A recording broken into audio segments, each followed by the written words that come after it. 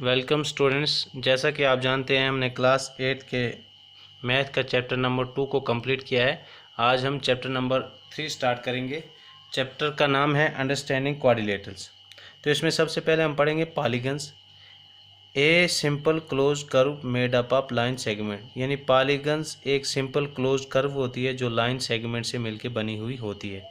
तो line segment के लिए आप जानते हैं कि लाइन सेगमेंट उस लाइन को कहते हैं जिसके दो एंड पॉइंट हों या जिसकी हम लेंथ को मेजर कर सकें, उसे लाइन सेगमेंट कहते हैं।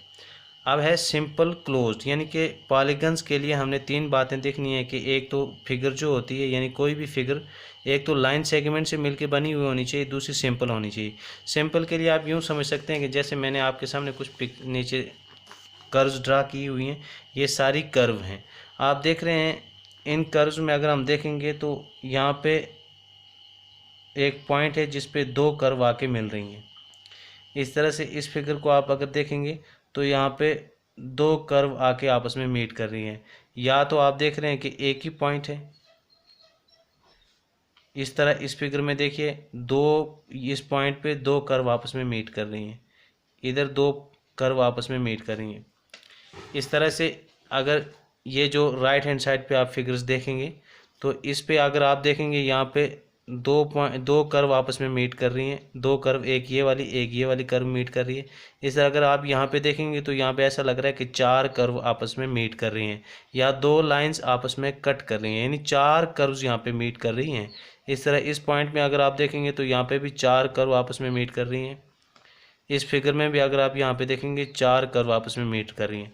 तो जिस पे आप देखेंगे कि दो से ज़्यादा कर्व, यानी कि किसी भी फिगर में किसी एक पॉइंट पे दो से ज़्यादा कर्व मीट नहीं करें तो ऐसी फिगर को कहेंगे सिंपल, यानी सिंपल कर्व। इस तरह ये सिंपल नहीं है, दीज आर नॉट सिंपल। अब है आगे दूसरी बात बताई हुई है कि क्लोज्ड होनी चाहिए। तो क्लोज के लिए आप जानते हैं कि क्लोज्ड में जिसके एंड पॉइंट हमें नज़र ना आए या एंड पॉइंट जिसमें मिले हुए हों तो उसको कहेंगे क्लोज्ड। जैसे आप इन फिगर्स को देखेंगे अगर, तो ये जो आगे वाली तीन फिगर्स हैं तो इसमें आप देख रहे हैं कि इसके एंड पॉइंट जुड़े हुए नहीं हैं, इसके एंड पॉइंट जुड़े हुए नहीं हैं, इसलिए ये पॉलीगन नहीं है। इस तरह से अगर आप इस फिगर को देखेंगे तो यहाँ पे दो से ज़्यादा पॉइंट एक दूसरे पे मीट कर रहे हैं, इसलिए ये सिंपल नहीं है, और साथ में ये सिंपल नहीं है इसलिए ये पॉलीगन भी नहीं है। तो पॉलीगन होने के लिए शर्त बताई हुई है कि एक तो लाइन सेगमेंट से मिलके बनी हुई होनी चाहिए फिगर, दूसरा सिंपल होनी चाहिए और तीसरा क्लोज्ड होनी चाहिए। तो इन फिगर्स को अगर आप ध्यान से देखेंगे तो ये सारी फिगर्स जो हैं लाइन सेगमेंट से मिलके बनी हुई हैं, लेकिन इनमें ये वाली थ्री फिगर्स जो हैं, इसमें पहली फिगर अगर हम देखेंगे तो इसमें यहाँ पे दो से तीन यानी चार कर्व आपस में मीट कर रही हैं, यानी चार लाइंस आपस में कट कर रही हैं, या आप यूँ कह सकती हैं कि दो लाइनें आपस में कट कर रही हैं। तो इसलिए ये सिंपल नहीं है, तो पॉलीगन नहीं रही। इस तरह इस फिगर में हम देखेंगे तो वही बात है कि इसमें भी यहाँ पे चार कर्व आपस में मीट कर रही हैं, यानी कि दो लाइनें आपस को एक दूसरे को कट कर रही हैं, इसलिए ये भी पॉलीगन नहीं है। तो ये भी पॉलीगन नहीं है क्योंकि अभी मैंने आपको बताया कि यहाँ पे आप देख रहे हैं कि ये क्लोज नहीं है, इसलिए ये पॉलीगन नहीं है। तो ये थ्री फिगर्स जो दी हुई हैं यहाँ पे, तो आप देख रहे हैं कि ये क्लोज्ड भी हैं और साथ में सिंपल भी हैं। किसी भी फिगर में आप देखें इन तीनों में से, तो यहाँ पे दो से ज़्यादा दो कर्व मीट कर रही हैं, यहाँ पे दो कर्व मीट कर रही हैं, इस तरह यहाँ पे इस फिगर में भी आप तीनों फिगरों में देख लें, आप दो से ज़्यादा कर्व मीट नहीं कर रही हैं, इसलिए ये सिंपल है। साथ में क्लोज्ड हैं, इनके एंड पॉइंट जुड़े हुए हैं इसलिए क्लोज्ड हैं, और साथ में ये लाइन सेगमेंट से मिलकर बनी हुई हैं, तो इसलिए ये पॉलीगन्स हैं। तो these are all polygons, curve that are polygons, और ये not polygon गन। अब हम पढ़ लेते हैं क्लासिफिकेशन ऑफ पॉलीगन्स। तो क्लासिफिकेशन में हम देखेंगे कि जिस फिगर में हम देखेंगे कि थ्री लाइन सेगमेंट से मिलके जो फिगर बने उसको ट्रायंगल कहते हैं। इस तरह से फोर लाइन सेगमेंट से जो फिगर बने उसे क्वाड्रिलेटरल कहते हैं। तो ये चैप्टर का नाम भी है हमारे अंडरस्टैंडिंग क्वाड्रिलेटरल, यानी इसी के रिलेटेड हमने पढ़ना है, यानी इस चैप्टर में ज़्यादा हमारा जो टास्क होगा वो क्वाड्रिलेटरल्स के रिलेटेड ही होगा। अब है फाइव साइडेड, यानी फाइव साइडेड फिगर जो होगी उसे पेंटागन कहेंगे, यानी फाइव लाइन सेगमेंट से जो मिलके फिगर बने उसे पेंटागन कहेंगे। इस तरह 6 साइडेड फिगर जो होगी उसको हेक्सागन कहेंगे। 7 साइडेड फिगर को हेप्टागन कहेंगे। 8 साइड से जो मिलके फिगर बने उसे ऑक्टागन कहेंगे। और 9 साइड से जो मिलके फिगर बने उसे नोनागन कहेंगे। और 10 साइडेड से जो मिलके फिगर बने उसे डेकागन कहेंगे। Note diagonals. A diagonal is a line segment connecting two non-consecutive vertices of a polygon. Vertices तो आप जानते हैं, जैसे ये यहाँ पे दो लाइन आपस में मिल रही हैं तो ये वर्टेक्स है। इस तरह से ये भी वर्टेक्स है, ये भी वर्टेक्स है, ये भी वर्टेक्स है। अब नॉन कंजिक्यूटिव वर्टिसेस होता है कि जैसे हम देखेंगे ये वर्टेक्स है, इसके साथ में जो ये वाला वर्टेक्स है ये इसका कंजिक्यूटिव वर्टेक्स है। और इसके जो ये वाला पॉइंट है ये वाला जो वर्टेक्स है ये नॉन कंजिक्यूटिव है। और यानी कि डायगोनल वो लाइन सेगमेंट होती है जो नॉन कंजिक्यूटिव वर्टेक्स को, यानी जैसे ए और सी को आपस में कनेक्ट करे, ऐसी लाइन को डायगोनल कहते हैं। जैसे इस फिगर में हम देखेंगे ये डायगोनल है, इस तरह से ये भी डायगोनल है, क्योंकि ये दो नॉन कंजिक्यूटिव वर्टिसेस को आपस में कनेक्ट करती है, इसलिए ये डायगोनल कहेगा। इस तरह से इस फिगर में अगर हम देखेंगे तो यहाँ पे भी डायगोनल्स ड्रा किए हुए हैं, यानी ए से जो डायगोनल ड्रा किए जा सकते हैं, ए से सी के लिए ड्रा किया और डी के लिए ड्रा किया हो, क्योंकि ये दो वर्टेक्स जो हैं इस ए के नॉन कंजिक्यूटिव वर्टेक्स हैं। इसका कंजिक्यूटिव वर्टेक्स जो बी और ई है। इस तरह से इस फिगर में हम देखेंगे तो यहाँ पे भी आप ए से अगर हम ड्रा करना चाहें तो ए के साथ में सी है, ये कंजिक्यूटिव है, डी है, ये भी कंजिक्यूटिव है। इसका ए की बी वाला वर्टेक्स जो है वो नॉन कंजिक्यूटिव है, इसे ए को हमने बी के साथ ज्वाइन किया हुआ है। इस तरह से बी से ए के लिए ड्रा कर लिया हमने। अब अगर हम सी से ड्रा करना चाहें तो ए की वर्टेक्स यानी ए की डायगोनल ड्रा हो सकता है, क्योंकि ये ए और बी जो हैं इसके कंजिक्यूटिव हैं, डी इसका नॉन कंजिक्यूटिव, इसलिए ये वाला जो लाइन ये कनेक्ट जो कर रही है इनको ये डायगोनल कहलाएगी, डायगोनल। ये भी डायगोनल है।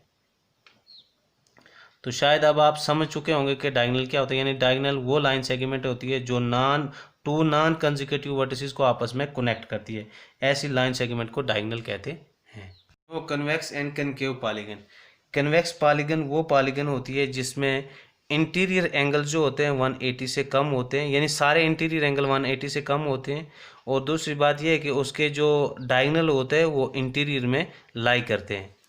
और कनकेव पॉलीगन वो पॉलीगन होती है जिसमें एटलीस्ट वन इंटीरियर एंगल, यानी कोई सा एक इंटीरियर एंगल उसका 180 से बड़ा होता है। और इसमें एक यानी उसके डायगोनल जो होते हैं एटलीस्ट वन डायगोनल एक्सटीरियर में उसके बिलोंग करता है, यानी एटलीस्ट वन डायगोनल उसका जो होता है वो एक्सटीरियर में होता है, एक्सटीरियर में लाई करता है। तो ऐसी फिगर को कनकेव पॉलीगन कहते हैं। यानी कनकेव पॉलीगन और कन्वेक्स पॉलीगन में अगर हम डिफरेंस देखेंगे तो कन्वेक्स पॉलीगन में डायगोनल जो होते हैं वो सारे इंटीरियर होते हैं, लेकिन कनकेव पॉलीगन में एक डायगोनल जो होता है वो यानी कि एटलीस्ट वन डायगोनल उसका जो होता है वो एक्सटीरियर में बिलोंग करता है।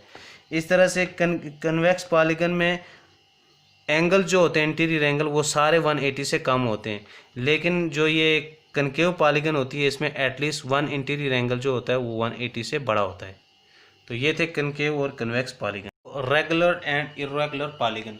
रेगुलर पॉलीगन वो पॉलीगन होती हैं जिनमें एंगल जो होते हैं इंटीरियर एंगल सारे इक्वल होते हैं और उसकी सारी साइडें इक्वल होती हैं, उसको रेगुलर पॉलीगन कहते हैं। जैसे आप इक्विलेटरल ट्रायंगल को अगर आप देखेंगे तो उसके सारे एंगल 60 डिग्री होते हैं और उसकी सारी साइडें इक्वल होती हैं, इसलिए वो रेगुलर पॉलीगन है। इस तरह से आप स्क्वायर अगर देखेंगे तो स्क्वायर के सारे एंगल 90 डिग्री होते हैं और साथ में उसकी सारी साइडें भी इक्वल होती हैं, इसलिए वो रेगुलर पॉलीगन कहलाएगी। इसके अपोजिट होता है इर्रेगुलर पॉलीगन, यानी रेगुलर के अपोजिट होता है इर्रेगुलर। इर्रेगुलर पॉलीगन वो पॉलीगन होती है जिसमें या तो उसके एंगल इक्वल नहीं होंगे और साथ में उसकी साइडें इक्वल नहीं होंगी। जैसे आप रेक्टेंगल देख लेंगे तो रेक्टेंगल की अपोजिट साइडें इक्वल तो होती हैं लेकिन सारी साइडें इक्वल नहीं होती, इसलिए ये इर्रेगुलर पॉलीगन कहलाएगी। इस तरह से आप रम्बस अगर हम देखेंगे तो रम्बस की साइडें सारी इक्वल होती हैं लेकिन उसके जो एंगल होते हैं वो सारे इक्वल नहीं होते हैं। तो आप देखें जैसे ही देखेंगे हम इसके अपोजिट एंगल इक्वल होते हैं लेकिन सारे एंगल इक्वल होने चाहिए। सारे एंगल अगर इक्वल होंगे तो वो रेगुलर पॉलीगन कहलाएगी।